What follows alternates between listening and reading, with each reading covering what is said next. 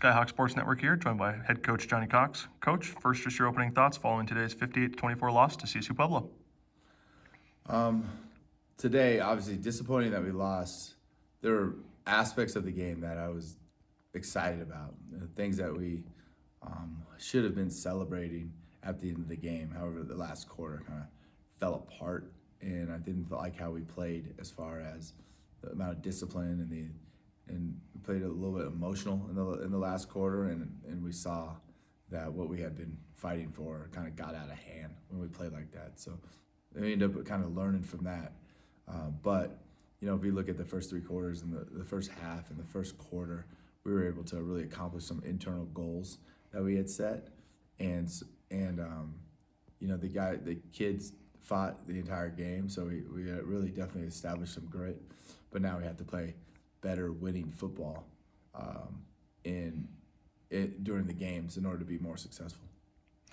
Coach, you kind of just touched on it, some internal goals. I mean, CSU Pueblo is the number 16 team in the country, and you guys led them 14-13 at half, and Pueblo only had a 30-21 lead, 9 points heading into the fourth quarter. I mean, you guys were contending with them. I mean, you're able to force some turnovers, picked up a couple fumbles. Juma got the big interception.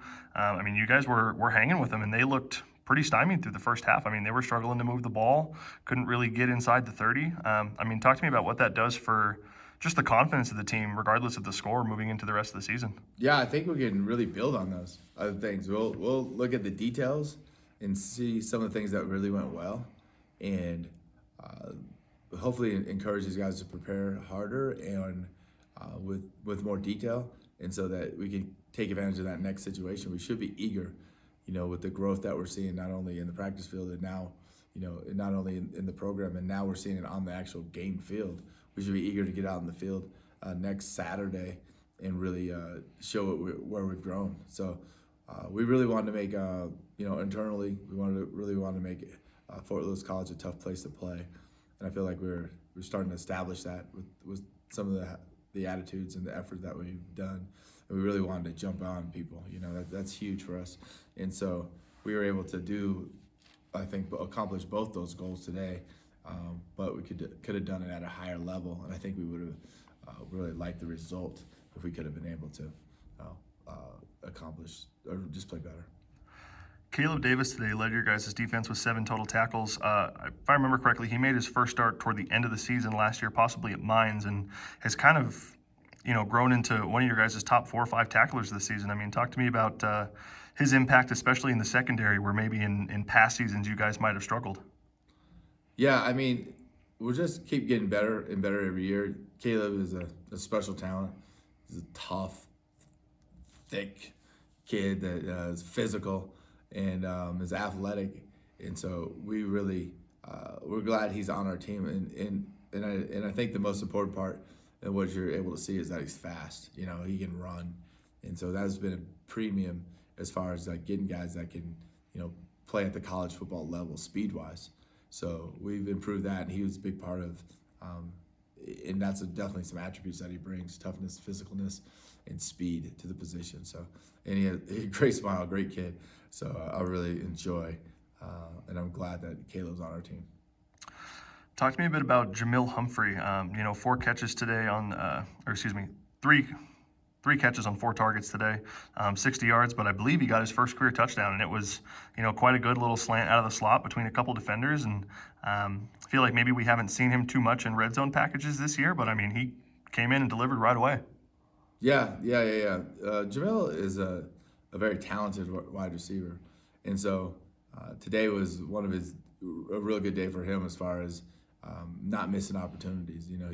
He caught that one, the slant over the middle, that was good. And then late in the game, he had a scramble, big play that he's had. But he's continued to show signs of what he can do throughout practice. And then lately he's been able to put it into the game. So hopefully that continues, and he continues to shine like he is. Want to close it out with kind of the growth of Stone Walker. Last week, not the most favorable result for you guys, your second-ranked opponent this week. Today, he stepped up, went 20 for 33 through the air, had an interception, but also had 214 yards and 2 touchdowns. And, a couple of those long balls, he's really starting to find his receivers, and 11 rushes on the ground for 29 net yards after taking 2 sacks. But, some of those rushes are broken plays where he's scrambling and he's making the first 2 to even 3 guys miss and just getting out in space. Yeah, he's fun to watch. Stone has so many great qualities. I always got to temper my expectations with him is because he's young, and he has to keep getting better and better. And he has such a great family that's given him a solid base so that you can coach the kid, and correct him.